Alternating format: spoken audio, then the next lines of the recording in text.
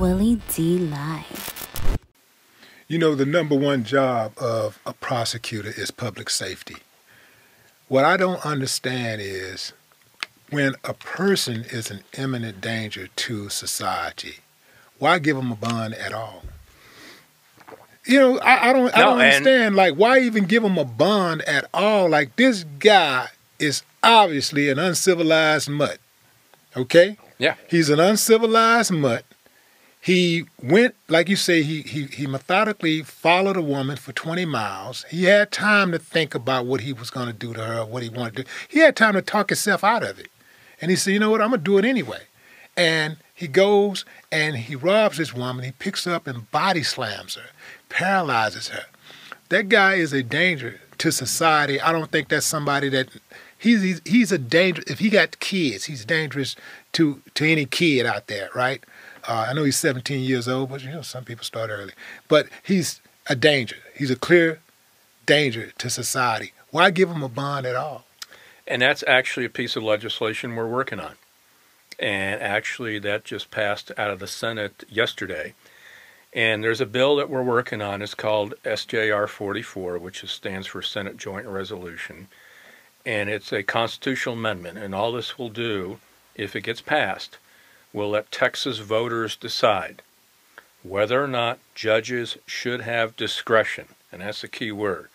Discretion not to grant bond to defendants charged with certain violent felony crimes like this situation. Right now, the only offense a judge by statute cannot grant a bond for is capital murder. Every other offense, whether it's murder, sexual assault, robbery, you must grant a bond. And the way the statute's written, it's not supposed to be granted in a punitive fashion. So you have to make a bond that's, quote, reasonable. And so if this bill does pass, I think Texas voters will vote overwhelmingly in favor of it. And what constitutes reasonable? That's it's a good question. And right now, I've seen bonds that I've never seen before, and you're seeing it and I think a lot of it's in response to what's happening. I've seen $1 million bonds. I saw somebody with a $2 million. If you look at the original bond on the rapper that was murdered, right? Was it Takeoff, right? The guy that was originally charged in his murder was originally given a $2 million bond. Now, and I looked at that going, the guy charged in his murder, first of all, he had no criminal history. And I thought the only reason he has this high bond is because every camera in the world is out there, right? And you've got everybody talking about this. But if you take away the celebrity status of the victim in this case, I at first thought, okay, I get it, you're making a statement. But reality is that $2 million is not is reasonable. And they did end up cutting it still. But for a lot of it made it difficult for families that I deal with. I serve on a board of parents of murdered children and surviving family members of homicide. I've been with them for 30 years.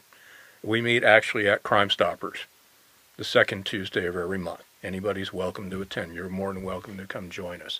Second Tuesday of every month from 7 to 9 p.m. we gather at Crime Stoppers. Anyone who's lost a loved one to homicide comes and we meet and we talk and we hear about cases, answer questions, and you have people whose cases have been solved for 25 years. You have people's cases are unsolved. You have people whose cases are waiting for a jury trial. So it's a hodgepodge of everybody there. But cases like what happened at Takeoff makes it difficult because other families who's lost loved ones to murder, right, they don't get a $2 million bond. So from their perspective, they're like, how come this is being treated differently than my loved one who was murdered and ends up what I call back page, the little news, the news brief on that. So it's hard for advocates like myself when you got to explain to other families whose loved ones were murdered that there is no such thing as, equality. And like it or not, that's just reality. Yeah, you can say the same thing for those surviving members who have family members who have been murdered, and they don't get as much press as Takeoff got.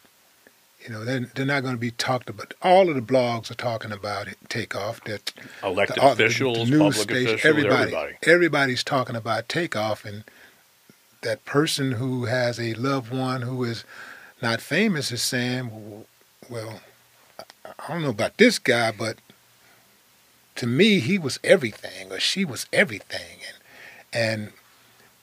But I guess people just have to understand that, you know, celebrity is a different beast, and it's going to always be like that.